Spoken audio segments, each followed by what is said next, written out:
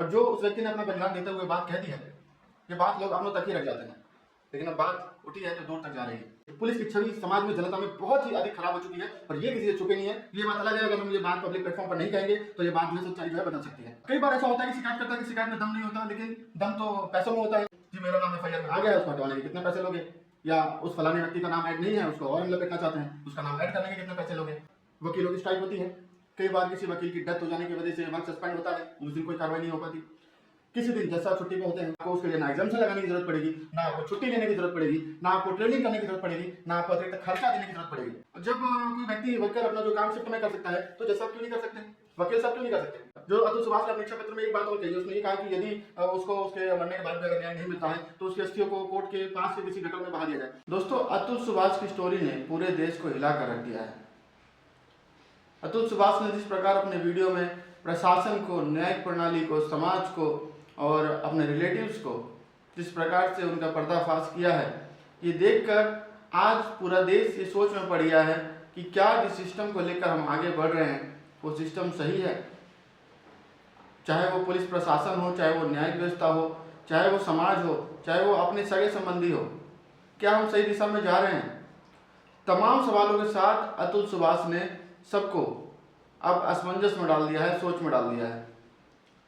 और सही कहें तो ये जो विचार हैं लोगों के मन में पहले से ही आ रहे थे, लेकिन कोई बोलने की हिम्मत नहीं कर रहा था। प्रशासन के खिलाफ फिर भी कुछ लोग बोल देते थे, लेकिन न्यायिक प्रणाली के खिलाफ कोई बोले ऐसा अभी तक संभव नहीं था। लेकिन अतुल सुभाष ने जो हिम्मत दिखाई है वो वाकई काबिल तारीफ है। और जो उस व्यक्ति ने अपना बलिदान देते हुए बात कह दी है, ये बात लोग अपनों तक ही रख जाते हैं, लेकिन अब बात उठी है तो दूर तक जा रही है। लोग इस बारे में बात कर रहे हैं। अतुल सुभाष तो चला गया, लेकिन अपने पीछे कई सारे सवाल छोड़ गया।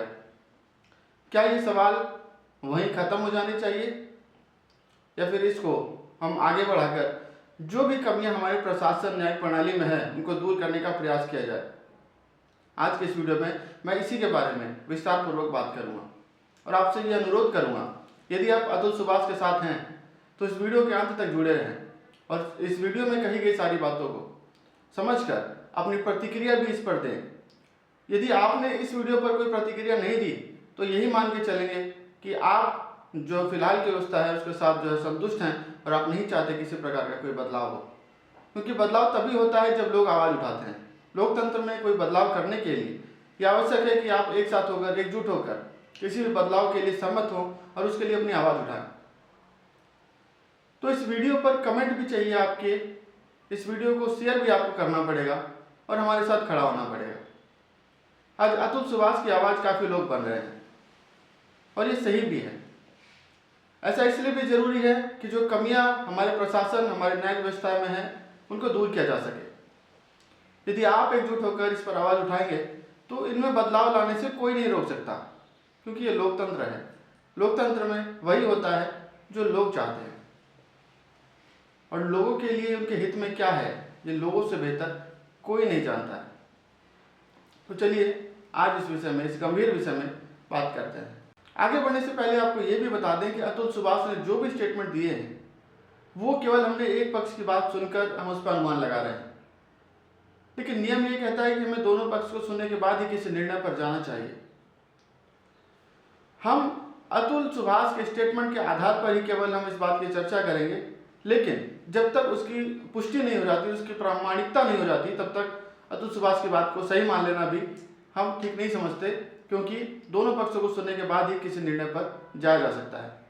लेकिन जो आरोप अतुल सुभाष द्वारा लगाए गए हैं उसमें पहला आरोप जो काफ़ी गंभीर है, उसमें अतुल सुभाष ने कहा है कि एक तो जो सिस्टम है वो सिस्टम खराब है, और खराब होने की सबसे बड़ी वजह जो अतुल सुभाष ने बताई वो ये है कि वहाँ पर भ्रष्टाचार बहुत अधिक है। अतुल सुभाष ने बताया कि किस प्रकार उसके ससुर जो है उनकी डेथ होने के लगभग 2.5-3 साल के बाद में एक एफआईआर रजिस्टर की गई, जिसमें उनके ससुर का जो डेथ हुआ था उसका कारण अतुल सुभाष तथा उनके परिवार को जिम्मेदार बनाकर वो एफआईआर की गई थी। और अतुल सुभाष का ये भी आरोप है कि पुलिस वालों ने बिना किसी प्राथमिक जांच के इस एफआईआर को किया, क्योंकि उनकी वाइफ है उनके साथ जो है साठगांठ करके, पैसों का लेन देन करके ऐसा काम किया गया। इसके अलावा भी बहुत सारे उन्होंने शिकायतें बताई जो अतुल सुभाष की पत्नी द्वारा पुलिस से साठगांठ करके पैसे का लेन देन करके वो शिकायतें दर्ज करवाई गई थी। ये तो हो गई पुलिस प्रशासन की बात, लेकिन इसके बाद जो अतुल सुभाष ने कहा वो आज सबको हिला कर रख देने वाला है, क्योंकि अतुल सुभाष ने सीधा न्यायपालिका पर वार किया है। अतुल सुभाष ने न्यायपालिका की प्रणाली पर वार किया है। अतुल सुभाष ने कहा है कि जो जज उनके केस की सुनवाई कर रही थी फैमिली कोर्ट में, उन जज ने रिश्वत की मांग की अतुल सुभाष से। ये अतुल सुभाष का कहना है, दूसरे पक्ष की बात हम अभी नहीं कर रहे हैं, लेकिन जिस प्रकार अतुल सुभाष ने ये आरोप लगाए हैं ये काफी गंभीर आरोप है। अतुल सुभाष ने उस कोर्ट के पेशकार से लेकर जज तक को घूस लेने की बात कही है, तथा ये अतुल सुभाष की आबेदी है, ऐसा उन्होंने उस वीडियो में बताया है कि किस प्रकार पेशकार उनसे पैसे मांगता था। केवल फाइल के लिए नहीं, तारीखों के लिए नहीं, बल्कि जज से बात करवाने के लिए वो इसके लिए पैसे मांगता था। अतुल सुभाष ने बताया कि पेशकार ने 3 लाख रुपए मांगे थे जज से बात करवाने के लिए, लेकिन अतुल सुभाष ने मना कर दिया, ये सोचकर कि ऐसा तो न्याय प्रणाली में होता ही नहीं है और वहां पर इसका लेन देन नहीं होता है। फिर ये बात अतुल सुभाष ने आरोप लगाते हुए जज के बारे में कही कि जज ने 5 लाख रुपए की डिमांड की और ये कहा कि आपके केस का सेटलमेंट करवा देंगे, इसलिए आप मुझे 5 लाख रुपए दे दो, वरना कोर्ट के चक्कर काटते ही रह जाओगे। दोस्तों, ये जो आरोप है ये काफी गंभीर है और ये आरोप लगाने के बाद न्यायपालिका पर से लोगों का विश्वास उठ जाएगा अगर ये सच हुआ तो। लेकिन इस बात में कितनी सच्चाई है ये तो जांच का विषय है और जांच के बाद ही इस बारे में कहा जा सकता है कि अतुल सुभाष द्वारा लगाए गए आरोप कितने सही हैं। दोस्तों, इस आरोप के बारे में क्या समाधान हो सकता है आप कमेंट करके इसके बारे में साथ के साथ बताते भी जाएं। लेकिन हमारे विचार से इसमें कैसे सुधार हो सकता है उसके लिए हमें क्या लगता है वो भी आपको बताएंगे। तो दोस्तों, सिस्टम के करप्ट होने का जो समस्या है वो हर स्तर पर देखने सुनने को मिलती है। तो क्या किया जाए? ऐसे तमाम कानून आ चुके हैं, भ्रष्टाचार निरोधी कानून भी है, कई सारे कानून हैं, लेकिन इस पर रोक कैसे लगे? उसके लिए हमें लगता है कि अब ये समय आ गया है कि डिजिटल भारत को इस प्रकार से सक्षम बना दिया जाए कि जो न्यायिक प्रणाली और प्रशासनिक व्यवस्था की चीजें हैं वो सभी ऑनलाइन ऑन रिकॉर्ड वीडियो के माध्यम से वो चीजें जो है रिकॉर्ड पर रखी जाएं। अभी हाल ही में जो पिछला बजट आया वहां पर पंजाब एंड हरियाणा को करोड़ों का बजट दिया गया, एलोकेट किया गया ये करने के लिए कि जो हरियाणा पंजाब के जो कोर्ट्स के कामकाज हैं उन सभी को ऑनलाइन कर दिया जाए, जिनमें से अभी तक केवल फाइलिंग ही ऑनलाइन हो पाई है, यानी फाइलिंग में ही सॉफ्ट कॉपियां लगने लगी हैं, ऑनलाइन अभी भी नहीं है। लेकिन बाकी जो चीजें हैं अभी भी ऑनलाइन होना बाकी है। इसमें किस चीज का विलंब है वो हमारी समझ से बाहर है। हालांकि ये चीजें बहुत ही टफ नहीं है, इनको लागू किया जा सकता है, जितनी जल्दी हो सके उतनी जल्दी किया जा सकता है। ये जो समस्या है ये केवल अतुल सुभाष ही नहीं, तमाम लोग इससे जो है परेशान होते हैं। तो पुलिस प्रशासन और न्याय प्रणाली पर जिस प्रकार अतुल सुभाष ने आरोप लगाया है इसका समाधान करने के लिए हमें ये लगता है, हमारा ये सुझाव है कि जो पुलिस में कंप्लेंट डालने की जो प्रक्रिया है, मतलब कोई व्यक्ति किसी भी समस्या से पीड़ित होता है तो अपने चौकी थाने में जाता है, वहां पर अपनी शिकायत दर्ज करता है, तो वहां पर ही उस शिकायतकर्ता के साथ बहुत कुछ हो जाता है। यानी पुलिस वाले वहां पर क्या करते हैं, शिकायतकर्ता के साथ क्या क्या चीजें होती हैं ये तो पब्लिक अच्छे से जानती है और बहुत सारे लोगों का उससे पाला भी पड़ा होगा।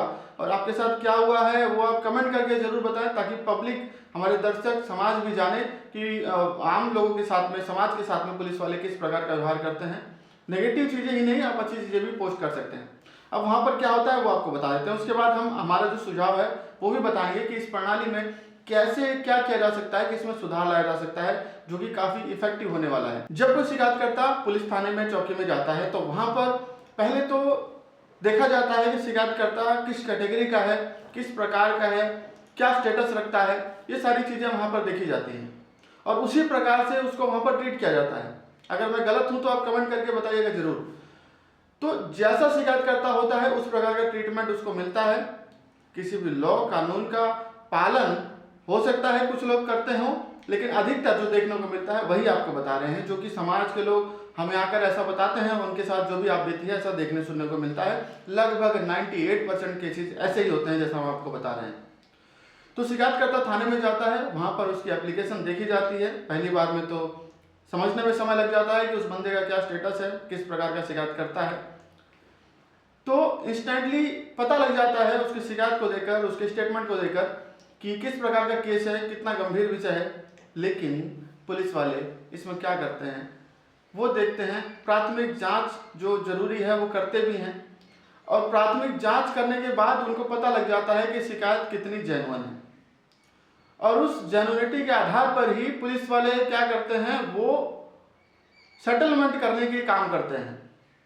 क्योंकि वो क्या करते हैं, पहली बार तो शिकायतकर्ता और जो दोषी, जो आरोपित व्यक्ति होता है, उसके साथ संपर्क करके उसका स्टेटमेंट लेके वो उनको बताते हैं कि कोर्ट कचहरी के चक्कर काफ़ी लंबे पड़ते हैं और इसको सेटलमेंट अगर यहाँ कर लिया तो हो जाएगा।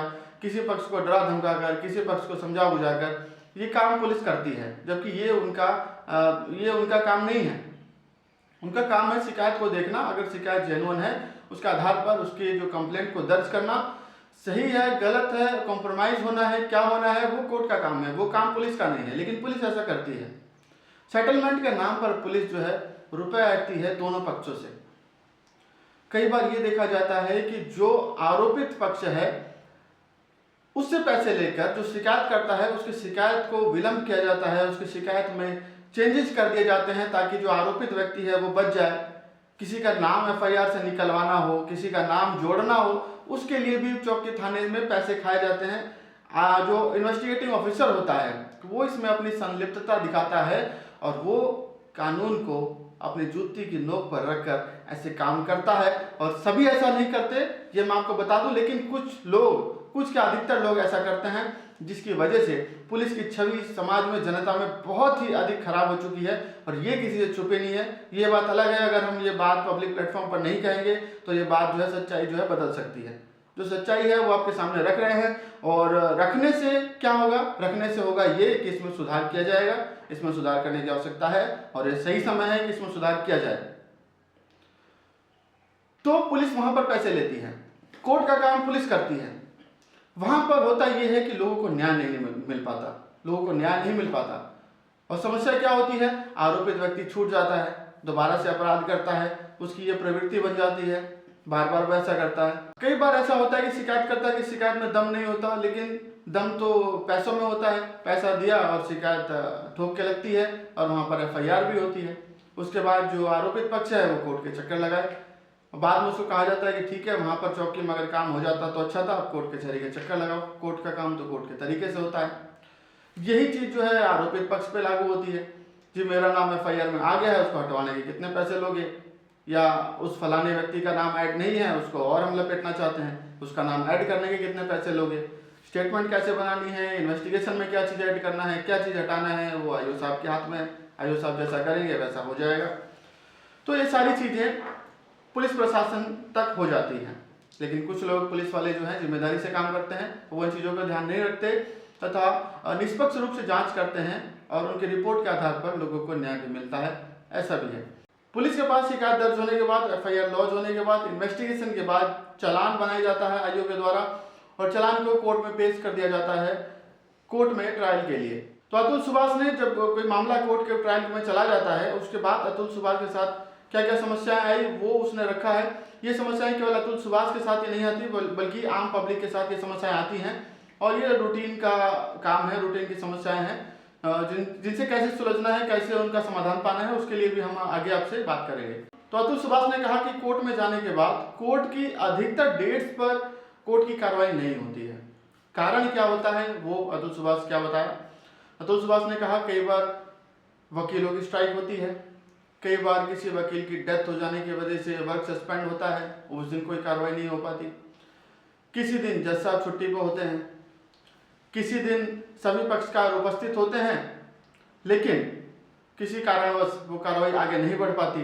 किसी दिन अपोजिट पार्टी यानी विपक्षी पार्टी के वकील साहब उपस्थित नहीं होते हैं। किसी दिन कंप्लेनेंट या अपोजिट पार्टी का जो भी पक्ष है वो नहीं आ पाता है किसी कारणवश, और वो अपनी एग्जाम्पशन कोर्ट में लगा देता है। इन सभी चीज़ों के आधार पर कोर्ट में तारीख लग जाती है और मामला अगली तारीख पर चला जाता है। यानी ये सारी कार्रवाई किसी भी एक केस में हो सकती है, यानी ये सारी कंडीशंस किसी एक केस में आ सकती है। अधिकतर देखने को मिलता है क्योंकि कोई एक केस ट्रायल होने में कई साल लग जाते हैं, और ऐसा भी नहीं है कि डेट्स तुरंत लगती हैं। डेट्स कोर्ट के बर्डन के आधार पर वहाँ पर डेट्स लगती हैं। हो सकता है कि हर महीने लगे, हो सकता है 3 महीने, 4 महीने, 6 महीने, कई केसेस में साल भर का भी समय लगता है अगली डेट मिलने में। तो ये सारे कारण हैं। ये कारण इसलिए है क्योंकि कोर्ट्स पर वर्कलोड बहुत अधिक हो गया है, जिसके कारण कोर्ट में लंबी डेट्स लगती हैं। और जो छुट्टी की बात है, वकीलों की स्ट्राइक हो गई या किसी वकील साहब की डेथ हो गई या फिर जज साहब का लीव हो गया, ये तो नेचुरल सी बातें हैं, इस पर मानव का कंट्रोल नहीं होता है, ये चीज़ें हो सकती हैं। लेकिन जो लंबा समय लगता है, कोर्ट का बर्डन है, और जिस कारणवश लोगों को कई सालों तक परेशान होना पड़ता है, जो डेट तय की जाती है उस डेट पे वो काम नहीं होता है, मेन समस्या ये है। इसका समाधान कैसे मिले, इस बारे में भी हम बात करेंगे। तो हम बात कर लेते हैं अतुल सुभाष के पहले आरोप की, जिसमें अतुल सुभाष ने सिस्टम को गलत बताया है और सिस्टम के गलत होने की सबसे बड़ी वजह भ्रष्टाचार बताई है। तो दोस्तों, इसके समाधान के लिए जो हमारा सुझाव है वो ये है कि जिस प्रकार डिजिटल भारत आगे बढ़ रहा है, उस कड़ी में जो न्यायिक प्रणाली और प्रशासन है, पुलिस प्रशासन, इन सबको ऑनलाइन रखना, इनके कार्यक्रम को, और जो इनकी प्रक्रिया है उसको वीडियो रिकॉर्डिंग के माध्यम से सेव करना आवश्यक है, क्योंकि जरूरत पड़ने पर न्यायालय के समक्ष रखा जा सके या पब्लिकली किया जा सके। इसमें एक चीज और ध्यान रखने वाली बात यह है कि जब कोई व्यक्ति पुलिस चौकी में जाता है, थाने में जाता है, अपनी शिकायत दर्ज करवाता है, तो वहां पर भी उसकी रिकॉर्डिंग होनी आवश्यक है। पुलिस प्रशासन जो है उस पर क्या अपना जवाब देता है, क्या कार्रवाई करने का आश्वासन देता है, वो चीज भी ऑन रिकॉर्ड होनी चाहिए। पुलिस का किस प्रकार व्यवहार उस शिकायतकर्ता या फिर आरोपित पक्ष की तरफ होता है, उस चीज का भी ध्यान होना चाहिए, वो भी चीजें ऑन रिकॉर्ड होनी चाहिए। यानी ऑफ रिकॉर्ड ये सारी चीजें ना हो, ऑन रिकॉर्ड सारी चीजें होनी चाहिए। इसके अलावा जब हम कोर्ट की बात करते हैं तो कोर्ट की जो सारी प्रक्रिया है वो ऑनलाइन कर देनी चाहिए।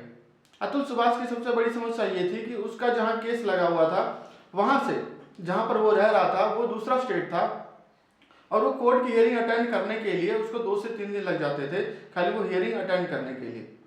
तो इस समस्या का समाधान आज के टाइम पे इतना आसान है, जिसको लागू करने में इतना समय क्यों लग रहा है, ये जो है सोचने का विषय है। क्योंकि आजकल ऑनलाइन हियरिंग्स तमाम हो रही है, हाई कोर्ट में भी ऑनलाइन हियरिंग्स होती है।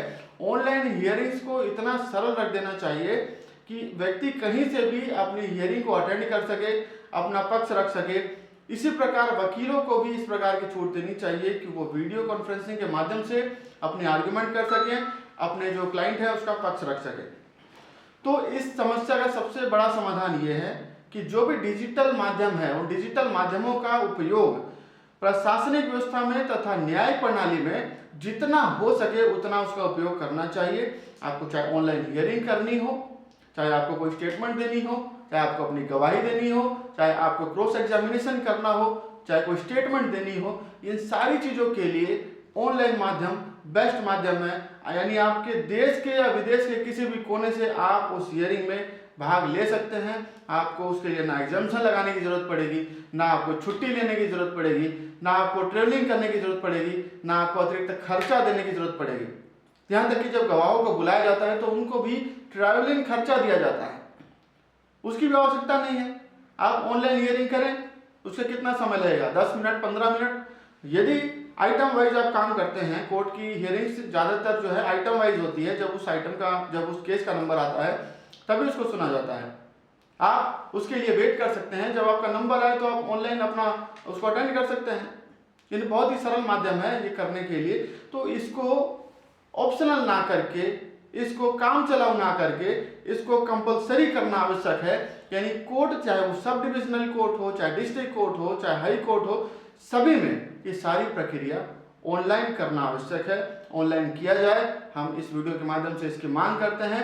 यदि हमारे दर्शक भी इससे सहमत हैं तो कमेंट करें, इस वीडियो को शेयर करें और अपनी मांग भी इसके साथ में रखें कि कोर्ट की सारी प्रक्रियाओं को ऑनलाइन रखा जाए, ऑनलाइन हियरिंग को प्राथमिकता दी जाए, इसको कंपलसरी किया जाए।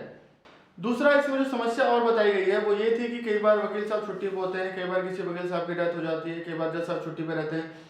ये चीज़ें हमारे कंट्रोल में नहीं होती। पर्सनल, सब लोग व्यक्ति लोग हैं, नेचुरल चीज़ें किसी के साथ भी हो सकती हैं, तो उनको छुट्टी लेनी पड़ सकती है। तो ये कोई वैसा विषय नहीं है।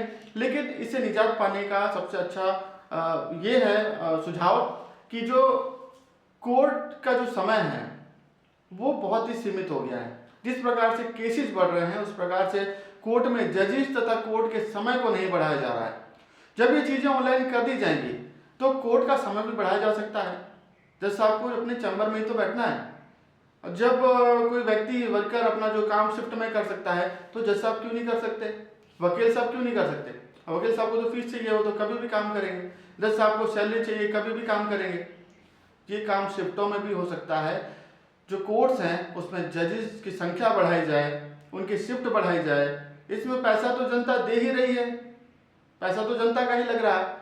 तो इस पर नियम बनाने की आवश्यकता है, इस पर विचार करने की आवश्यकता है कि किस प्रकार हम जजेस की संख्या बढ़ाएं, किस प्रकार हम जजेस को शिफ्ट में न्याय करने के लिए उनसे उनका जो है शिफ्ट बनाएं, किस प्रकार वकीलों को उस चीज़ों को मैनेज कर सकें, उसके लिए उनको व्यवस्था कैसे की जाए, ये बार काउंसिल सोचे। ये सारी चीज़ें हो सकती हैं, बशर्ते इस पर काम किया जाए, इस बारे में विचार किया जाए। यानी मैं तो ये कहता हूँ कि 24/7 न्यायिक व्यवस्था, पब्लिक को न्याय मिलने की व्यवस्था होनी चाहिए। यानी अगर किसी को रात को 1 बजे भी हियरिंग करने के लिए किसी को समय दिया जाए, उसको अटेंड करने की पूरी प्रक्रिया तय हो। यानी आप घर बैठ के अपनी हियरिंग अटेंड कर रहे हो, जज साहब अपने घर बैठ के अपने चैम्बर से उस हियरिंग को सुन रहे हो, वकील साहब अपने घर बैठ के अपने चैम्बर से उस चीज़ को लेकर अपना आर्ग्यूमेंट रख रहे हो। ये सारी चीज़ें हो सकती हैं, संभव है। विदेशों में लोग ऐसा कर भी रहे हैं, तो भारत में ऐसा क्यों नहीं हो सकता? ये चीज़ जब होने लग जाएगी तो स्वाभाविक रूप से जो भ्रष्टाचार है वो खत्म होगा। आपका जो ट्रैवलिंग है, जो हमने बताया अभी पीछे बात किया, सारी चीज़ें आपकी बचेंगी, समय भी बचेगा। और 24/7 ये काम होने से क्या है कि जो बर्डन है कोर्ट पे वो खत्म होगा, लोगों का न्याय के प्रति विश्वास बढ़ेगा और सब लोग कोर्ट जाने का अपना मन बनाएंगे। केवल पुलिस चौकी थाने से अपना कोई सुझाव, अपना समझौता करके घर नहीं जाएंगे। ये नहीं सोचेंगे कि हमारे साथ न्याय नहीं हो सकता। उनको न्याय पर भरोसा आएगा। बशर्ते न्याय प्रणाली को इसमें काम करने की आवश्यकता है। जो बात मैं कह रहा हूँ वो बात आज समाज को कहनी पड़ेगी ताकि न्याय प्रणाली में सुधार आ सके। लोगों के लिए न्याय मिलना उनके लिए उनका हक है, तो न्याय उनको देने के लिए जो प्रक्रिया चाहिए, जो प्रणाली चाहिए, वो कोई और नहीं करने वाला है, वो समाज करेगा। आप करेंगे, मैं करूँगा। तो इसके लिए अपनी आवाज़ उठाएं, इस वीडियो को ज़्यादा से ज़्यादा शेयर करें, कमेंट करें। अब बात कर लेते हैं अतुल सुभाष के अगले आरोप की। अतुल सुभाष ने आगे आरोप लगाया है कि जो उनकी पत्नी ने जो केस अतुल सुभाष के खिलाफ डाले हैं वो सभी झूठे हैं। उसकी प्रामाणिकता के लिए अतुल सुभाष कहते हैं कि जो क्रॉस एग्जामिनेशन हुआ है उनकी पत्नी का, उसमें उस चीज़ को एग्री हो रही है, उस चीज़ को एग्री किया है कि किस प्रकार उनके जो आरोप हैं वो झूठे साबित हो सकते हैं। सारी चीज़ें उनके क्रॉस एग्जामिनेशन में आ चुकी हैं। तो यहाँ पर 2 चीज़ें हैं। पहली ये कि झूठा कंप्लेंट, झूठी शिकायत। दूसरा ये क्रॉस एग्जामिनेशन में उनका झूठा पाया जाना। बात कर लेते हैं झूठे कंप्लेंट के लिए। जो अगर कोई व्यक्ति किसी दूसरे व्यक्ति के खिलाफ झूठा कंप्लेंट दायर करता है, झूठी FIR करवाता है, झूठा केस दायर करता है, तो ऐसे में उसके लिए क्या उपाय है, क्या सुझाव है, वो हमने सेपरेट वीडियो में डिस्कस किया है। उसका लिंक डिस्क्रिप्शन में तथा इस वीडियो के आई बटन पर मिल जाएगा, वहां से आप उसको देख सकते हैं। दूसरी बात जो अतुल सुभाष ने कही कि क्रॉस एग्जामिनेशन जो हुआ उनकी पत्नी का, उसमें उनकी पत्नी ने अपने स्टेटमेंट में ये कहा है कई जगह, जिनसे ये साबित हो सकता है कि अतुल सुभाष के खिलाफ लगाए गए आरोप झूठे हैं। तो आपको बता दें कि जो क्रॉस एग्जामिनेशन होता है उसके बाद जो है कोर्ट की कार्रवाई आगे बढ़ती है। कोर्ट क्रॉस एग्जामिनेशन के आधार पर और बाकी जो वकीलों की फाइनल आर्ग्यूमेंट्स होती है उसके आधार पर जो है फाइनल डिसीजन लेती है। केवल क्रॉस एग्जामिनेशन का हो जाना ही किसी जजमेंट तक पहुंच जाना नहीं होता है। ये न्यायिक प्रणाली का एक पार्ट है। क्रॉस एग्जामिनेशन में कोई चीज़ अगर उजागर हुई है तो उस बात को उस केस के फाइनल आर्गूमेंट में रखा जाता है, जिसके आधार पर किसी भी केस के अंतिम निर्णय तक पहुंचा जा सकता है। अतुल सुभाष ने जो उनकी पत्नी ने मेंटेनेंस का केस फाइल किया था उसको लेकर भी काफ़ी सारी बातें कही हैं। आपको बता दें कि मेंटेनेंस के केस के लिए ये केवल पत्नी पर लागू होता है या पति पर भी लागू होता है, इसके लिए क्या क्या कंडीशंस होती हैं, सुप्रीम कोर्ट ने क्या डायरेक्शन दे रखी है, सुप्रीम कोर्ट की लैंडमार्क जजमेंट इस बारे में क्या कहती है, वो सभी चीज़ें आपको बताएंगे अगली वीडियो में। जो अतुल सुभाष ने अपने इच्छा पत्र में एक बात और कही है, उसने ये कहा कि यदि उसको उसके मरने के बाद भी अगर न्याय नहीं मिलता है तो उसकी अस्थियों को कोर्ट के पास के किसी गटर में बहा दिया जाए।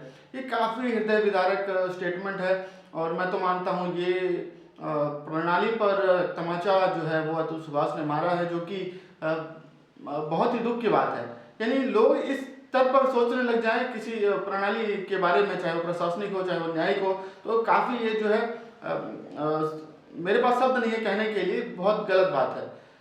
तो इसमें सुधार होना बहुत आवश्यक है। आप इस पर अपना कमेंट करें, इस वीडियो को ज़्यादा से ज़्यादा शेयर करें। इस वीडियो को शेयर करने का मतलब ये है कि आप अपनी बात को सरकार के सामने, समाज के सामने, न्याय प्रणाली के सामने रख रहे हैं।